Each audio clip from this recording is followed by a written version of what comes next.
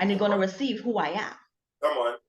Here it is now. He's defending her with the word, as he is the word, establishing the word. He without sin cast the first stone.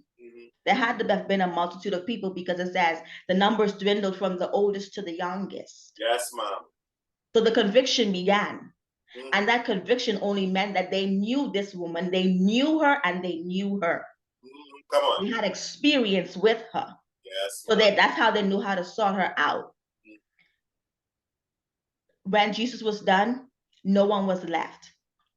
The only person that has the authority, the sovereign authority to convict and condemn and judge, chose grace and mercy. Hello. Stay right there. Work that for you. Indirectly, without physically defending her, the word, as promised, was a shield and a buckler for that woman in that moment. Preach it. He was a defense mechanism without having to utter a great sound. So for those who didn't hear, it was written in the dirt for you to see. For those who chose not to see, he made a declaration. The word was established. Let's go on. When Jesus had lifted up himself and saw none but the woman, he said unto her, Woman, where are those thine accusers? Hath no man condemned thee? Come on. There was an entire multitude in the beginning. But the minute the defense mechanism set up itself and began to fire against the enemy or against those that came to rise up and diminish who she is as a person, come on, they were gone.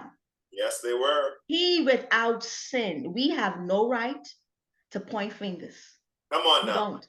The only person that has the authority in this instance, and because of the love of God, he chose to extend grace. Come on.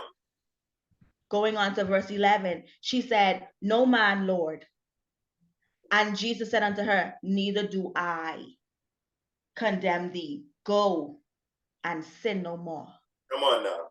Now, initially, I would have said in conjunction to awakened daughters, it was a cause and effect of an awakening. Come on. This awakening in this moment is the forgiveness of a woman's sin. Yes, come on. Let's go to Luke chapter 7. All right. And we're going to start at verse 36. Come on. Here again, the Pharisees, the high priests, the astute men of God. And one of the Pharisees desired him that he would eat with him. And he went into the Pharisee's house and sat down to meat.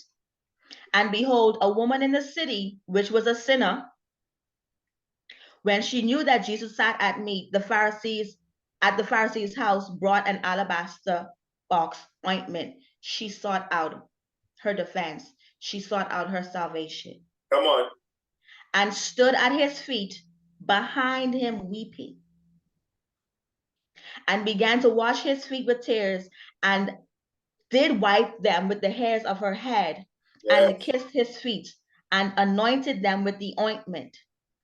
Now when the Pharisee which had bidden him saw it, he spake within himself, saying, This man, if he were a prophet, there they go again saying, if you say who you are, if he were a prophet, would have known who and what manner of woman this is that toucheth him, for she is a sinner. So how do you know she's a sinner?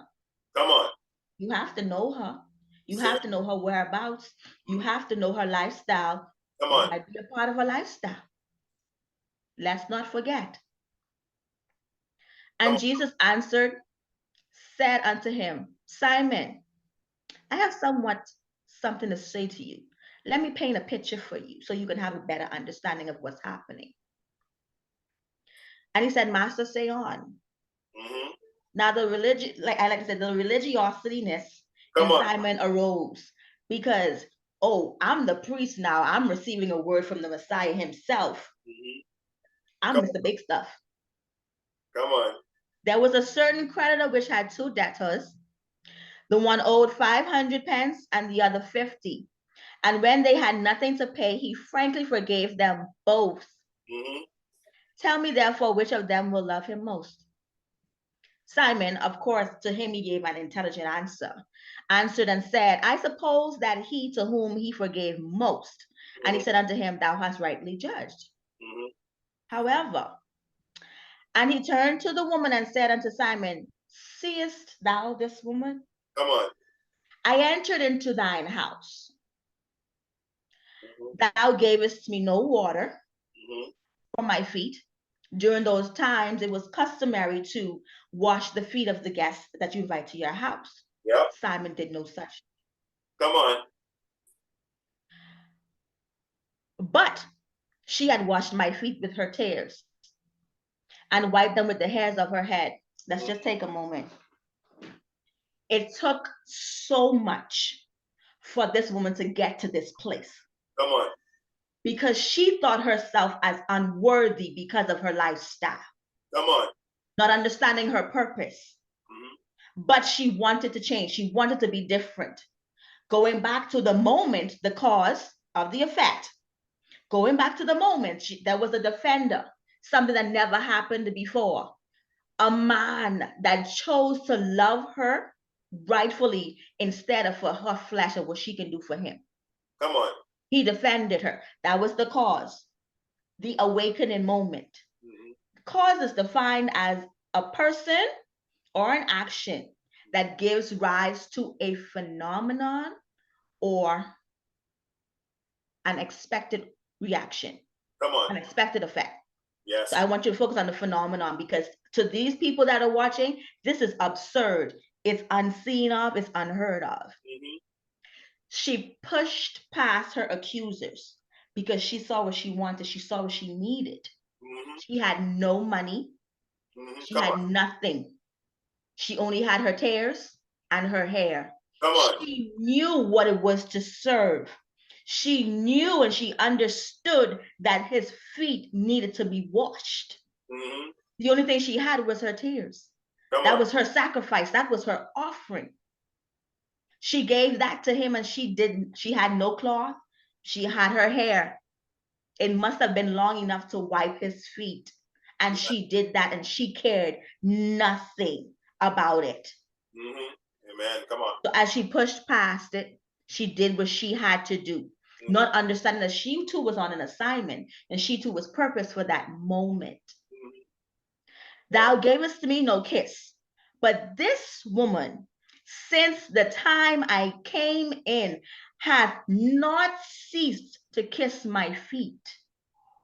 The customary is one kiss, one greeting on the cheek, one. But because she knew who he was, she could not help but to continually adore who he was, continually to revere who he was. Going on. My head with oil thou did not anoint. Simon, you know these things, but you choose not to do these things. Come on. So that means you only invited me here for clout. Come on now. Okay. Well, clout you want, clout is what you're going to get. Fine. But at the same time, this is what you're going to learn. This is true submission. This is true sacrifice. This is true humility. This is what is required. Come on now. Wherefore, I'm sorry, let's go back. My head with oil thou didst not anoint, but this woman hath anointed my feet with an ointment, a very expensive ointment that costed her something.